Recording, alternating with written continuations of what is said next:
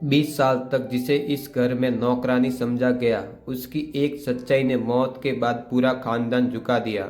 मैंने 20 साल तक दिल्ली के घर में अपने ससुर की गंदी चादरें बदली। पति और ननंदे मुझे नौकरानी समझते रहे, लेकिन उनकी मौत के बाद वकील ने जो वसीयत पढ़ी, सबके होश उड़ गए। 90 साल के बूढ़े ससुर की लाश अभी आंगन में पड़ी ही थी कि उसके अपने बच्चे अलमारी की चाबी ढूंढने लगे। सावित्री ने यह सब अपनी आंखों से देखा। बरामदे में सफ़ेद चादर बिछी थी, अगरबत्ती का धुआं हवा में तैर रहा था। मोहल्ले की औरतें धीमी आवाज में राम नाम बोल रही थी, लेकिन अंदर कमरे में महेश की दो बहनें रेखा और मीनाक्षी बक्सों में ढक्कन टटोल रही थी।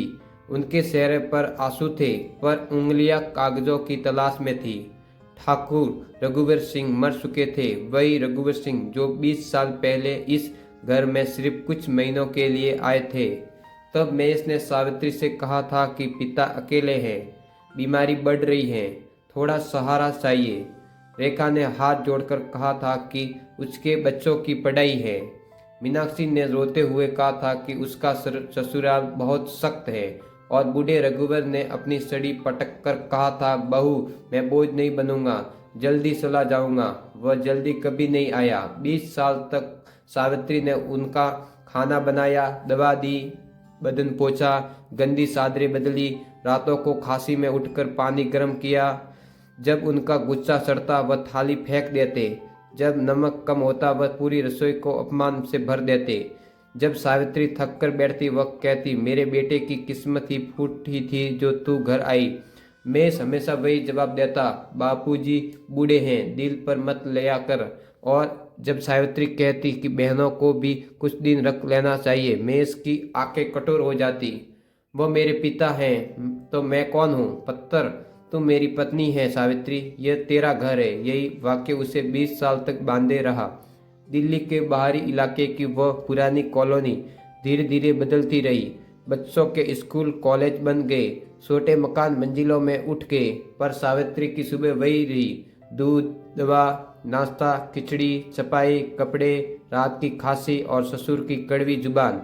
रेखा और मीनाक्षी हर दिवाली आती, महंगी साड़ी पहनकर, मिठाई का डिब्बा लेकर और बड़ी बड़ी बातें करके।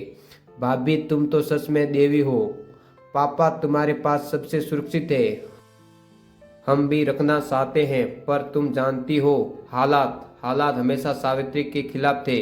जब रघुवीर 90 के हुए उन्होंने अजीब बात दोहराई शुरू की, मेरे जाने के बाद कई लोग सिर पटकेंगे। सावित्री को लगा बुढ़ापा बोल रहा है।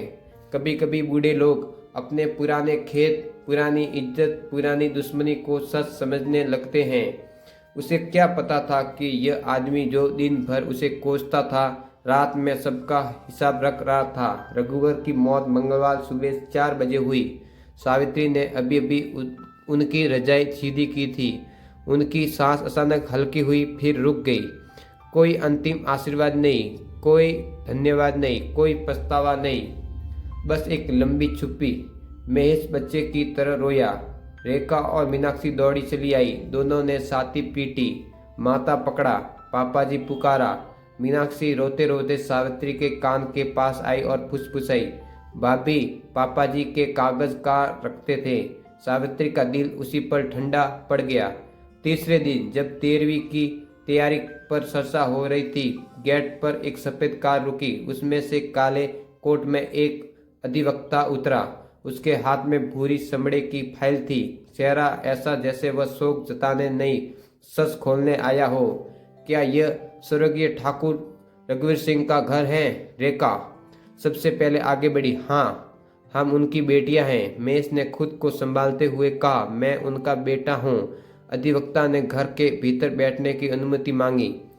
सब ड्राइंग रूम में जमा हो गए। सावित्री रसोई के दरवाजे पर खड़ी रही, हाथ में गीला कपड़ा। अधिवक्ता ने फाइल खोली। स्वर्गीय रघुवीर सिंह ने अपनी विधिवत वसीयत मेरे कार्यालय में सुरक्षित रखी थी। उनके निधन के बाद इसे परिवार के सामने पढ़ना अनिवार्य है। कमरे में सांसें थम गईं। रेखा ने अपनी साड़ी का पल्लू ठीक किया।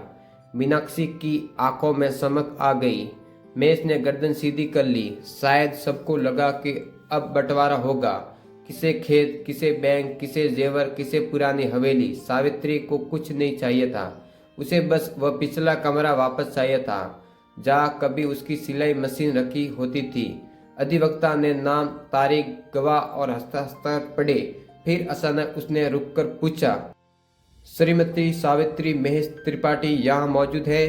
अगर 20 साल तक वह चुप रहकर सब सहने वाली सावित्री का सच जानना चाहते हो तो अभी सब्सक्राइब कर लो, क्योंकि आगे जो होगा वो हर उस इंसान के लिए है जिसे कभी अपना हक नहीं मिला।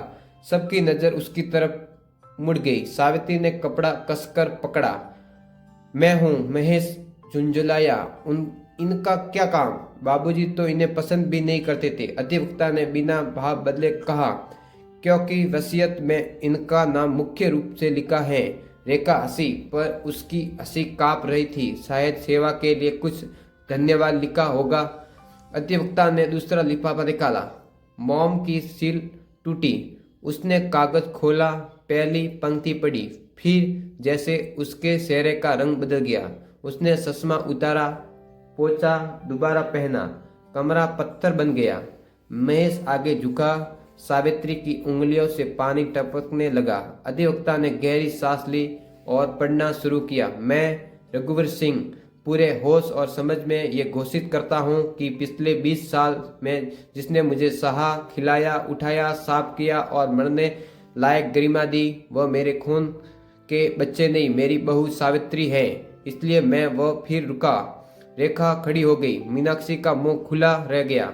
महेश की आंखों में डर उतर आया। अधिवक्ता ने दूसरा कागज पलटा और उसी पल उसके हाथ में कुछ ऐसा आया, उसे देखकर उसने तीसरी बार सावित्री की तरफ देखा, जैसे इस घर की सबसे शुभ औरत अचानक सबसे बड़ा तूफान बन चुकी हो। अधिवक्ता के हाथ में जो कागज था वह सिर्फ वसीयत नहीं था, वह एक सच था जो 20 साल से इस घर की दीवारों में दबा पड़ा था। उसने धीरे धीरे पढ़ना शुरू किया। मैं अपनी पूरी असल संपत्ति, जिसमें दिल्ली का ये मकान, गांव की 6 बीघा जमीन और बैंक में जमा राशि शामिल है, अपनी बहू सावित्री के नाम करता हूँ। कमरे में जैसे बिजली गिर गई। क्या? रेखा सीखी, ये नामुमकिन है। मीनाक्षी ने कुर्सी पकड़ ली। महेश की आवाज़ सूख गई। बापूजी ऐसा नहीं कर सकते। अधिवक्ता ने हाथ उठाकर सबको शांत किया। वसीयत अभी पूरी नहीं हुई है। उसने दूसरा कागज खोला और इसके साथ एक निजी पत्र संलग्न है जिसे सिर्फ सावित्री के सामने पढ़ा जाना है। लेकिन रघुवीर सिंह ने लिखा कि अगर परिवार सवाल करे तो इसे सबके सामने पढ़ा जाए। सावित्री की सांस अटक गई। अधिवक्ता ने पढ़ा, सावित्री, जब तू ये पत्र सुनेगी मैं इस दुनिया में नहीं रहूँगा। मैंने तुझे जिंदगी भर अपमान दिया क्योंकि मुझे अपने ही बच्चों की सच्चाई का डर था। कमरा सन्नाटे में डूब गया।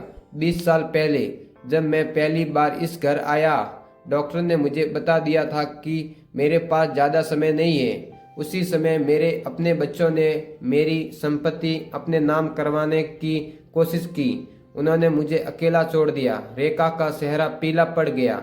मीनाक्षी की आंखें झुक गई। मैंने सब कुछ देख लिया था और उसी दिन तय कर लिया था कि जो मेरे आखिरी दिनों में मेरा साथ देगा वही मेरा असली वारिस होगा। सावित्री की आंखों से आंसू गिरने लगे, पर पहली बार उनमें दर्द नहीं, एक अजीब सा सुकून था। तूने मुझे कभी बोझ नहीं कहा, जबकि मैं हर दिन तुझे यही महसूस कराता रहा। मैंने जानबूझकर तुझे परखा, तेरी सहन शक्ति देखी और तू हर बार पास हुई। महेश की नज़रें अब जमीन पर थी, पर बच्चों को यह समझना होगा कि खून से नहीं कर्म से रिश्ते बनते हैं। अधिवक्ता ने आखिरी पंक्ति पढ़ी, सावित्री, ये घर अब तेरा है और अब तू फैसला करेगी कि इसमें कौन रहेगा और कौन नहीं। कागज नीचे गिर गया। कमरे में सन्नाटा फैल गया। रेखा धीरे से बोली, भाभी, हम तो बस सावित्री ने पहली बार उसकी तरफ देखा। वह वही औरत नहीं थी जो 20 साल तक चुप रही थी। उसकी आवाज़ धीमी थी लेकिन मजबूत। बस क्या रेखा? जब वो जिंदा थे तब तुमने कभी नहीं पूछा कि दवा खत्म हुई या नहीं। आज अलमारी की चाबी ढूंढ रही थी। मीनाक्षी रो पड़ी। हमसे गलती हो गई। सावित्री ने सिर हिलाया। गलती नहीं, सुनाव था। मैं धीरे से आगे आया। सावित्री, मैं वह रुक गया। पहली बार उसके पास शब्द नहीं थे। सावित्री ने उसकी आंखों में देखा। 20 साल तक मैं इस घर में रही, लेकिन कभी अपना नहीं लगा। आज पहली बार लग रहा है। वह मुड़ी और दरवाजे की तरफ बढ़ी। और अब इस घर में वही रहेगा जो इसे घर समझेगा, जायदाद नहीं। अधिवक्ता चुपचाप खड़ा था। रेखा और मीनाक्षी एक दूसरे को देख रही थी। महेश वही खड़ा रह गया, जिसे जैसे 20 साल का सच उसके सामने खड़ा हो गया हो। सावित्री ने बरामदे में रखी वही पुरानी कुर्सी उठाई जहाँ कभी रघुवर सिंह बैठते थे।